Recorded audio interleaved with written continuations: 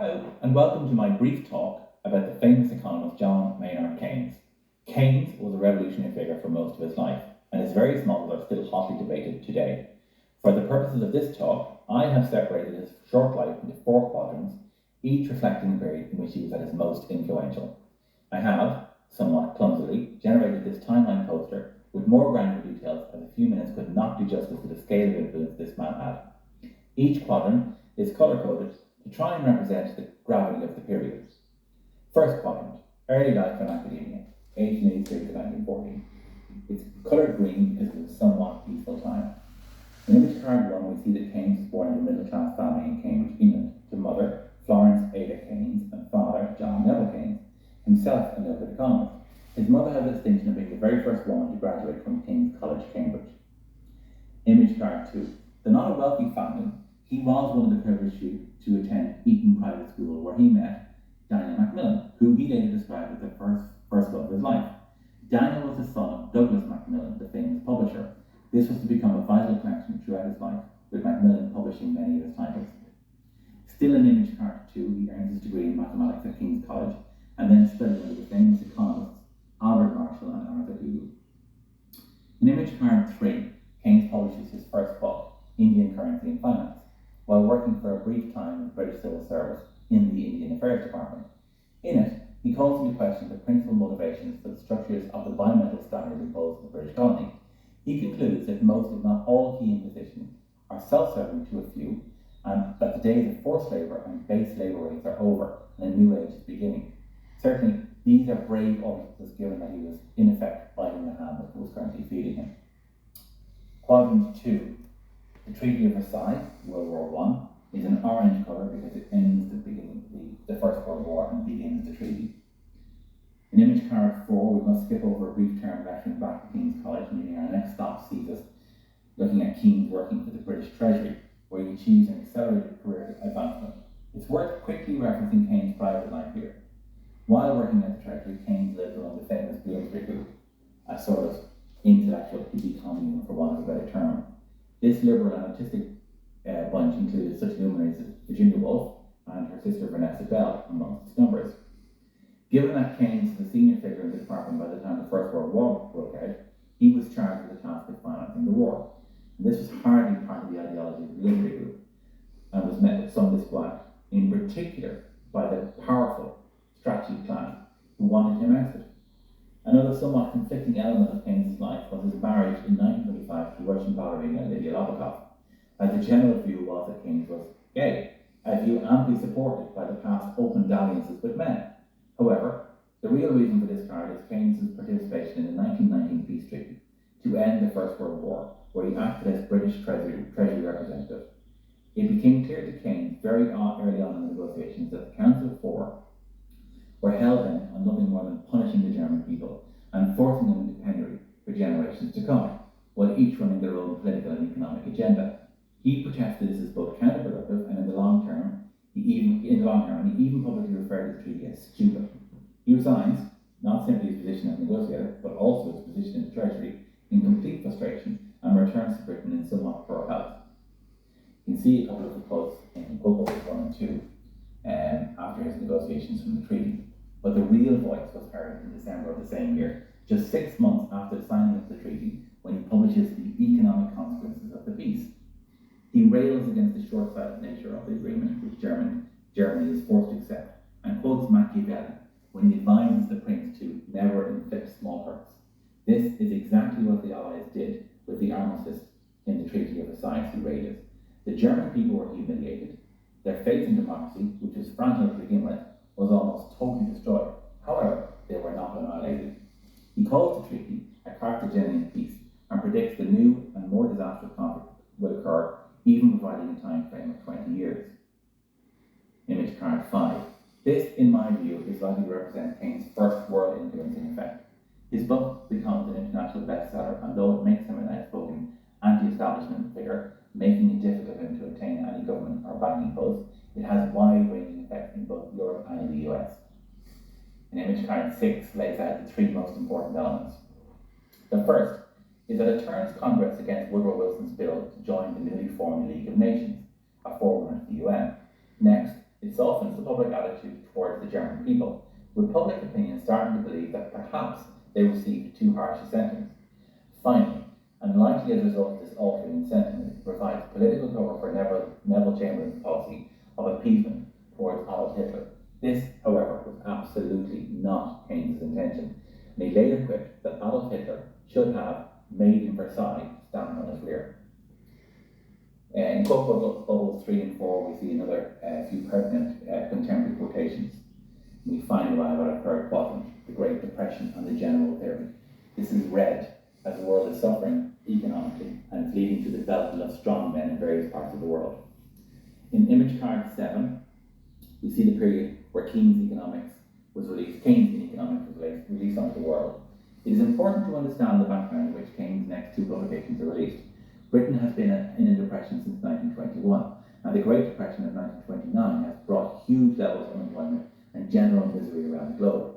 In this environment, he published his book, A Treatise on Money, in 1930. Now, I've read quite a few economists who believe this is probably a more important contribution to economics than the next publication for which he's famed. In the Treatise on Money, he discusses the difference between savings and investments, and the underlying connection with the conclusion that the nation where savings exceeds investment is likely to be in recession. Image card 8.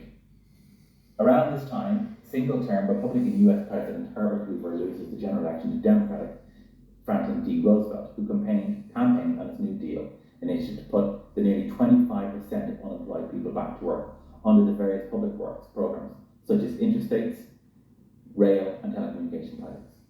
While very many people believe Roosevelt's New Deal was simply Keynesian economics in action, that is, counter-sector government expenditure, where administration spends in a recession and saves in a boom, even if the funding for that spending means running a fiscal deficit or deploying monetary tools such as printing.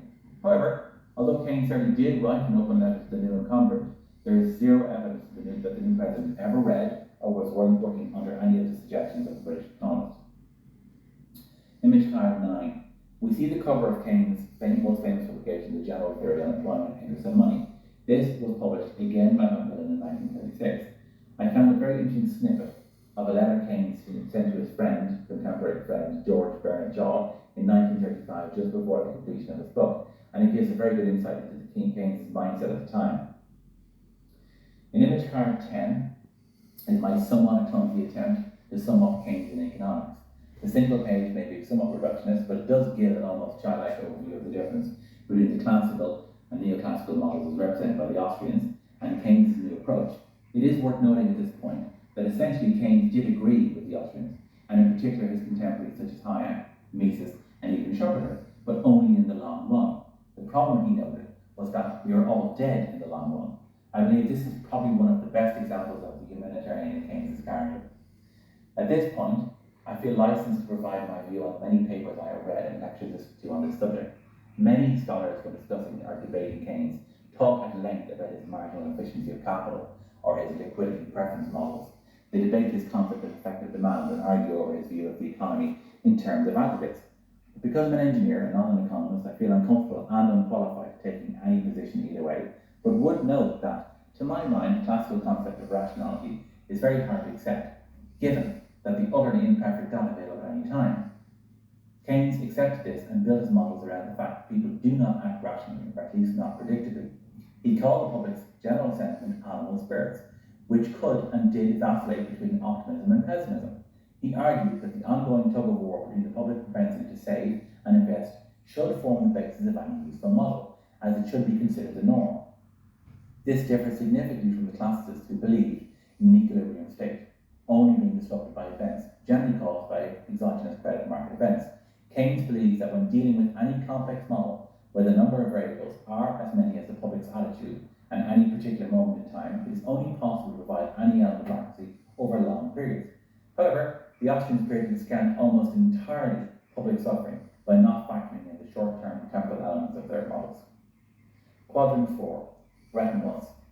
I've coloured it blue because although it is at the end of a horrific war, 50 million people died, it is the beginning of peacetime. We arrive at the last stage of Keynes' short but incredibly influential life in image card 11.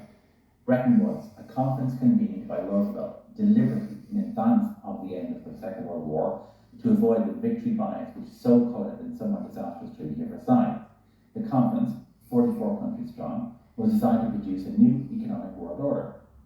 The idea, which is still the predicate of the EU today, is that nations who are interdependent on one another for trade are less likely to engage in aggression.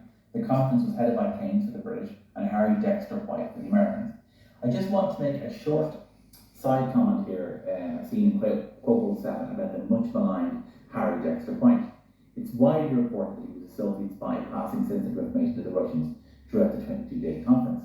However, while it's likely that he did engage in some illegal private diplomacy, he was very probably simply trying to keep the Soviets engaged. This he achieved with plenty of good faith inputs from the Soviets who only rejected membership of Bretton Woods at the last minute in December 1945. Image card 13 delivers the three main outcomes of the conference. Although the US broke with Bretton Woods in 1971, when Nixon took the dollar off the gold standard, ironically, in funding yet another war, the agreement did change the world order for decades after the conference concluded. The IMF and the World Bank are still operational today, with largely the same task charges as they were initially received. Though Keynes receives, and is entitled to, much credit for the various elements of the agreement, he was not successful in getting his global currency, which he called the Bancor Agreed. Although the funding model for the World Bank, initially known as the Reconstruction and Development Bank, was wholly inadequate, it led to the setting up of the famous Marshall Plan to rebuild Europe. Final summary. If you like him or hate him, it's impossible not to see Keynes as a remarkable figure living through a most tumultuous time. He was a lifelong member of the UK Liberal Party, but was accused variously of being a socialist and a fascist. He was an upper middle class background full of privilege, yet held a thoroughly egalitarian and empathetic view of the public in general. He accurately predicted the war in both scale and time frame. He seemed to have an almost visionary understanding of the future effects of society changing around him as Britain lost her grip on her empire. After much consideration, I would like to describe Keynes as a humanitarian pragmatist, where he was a humanitarian first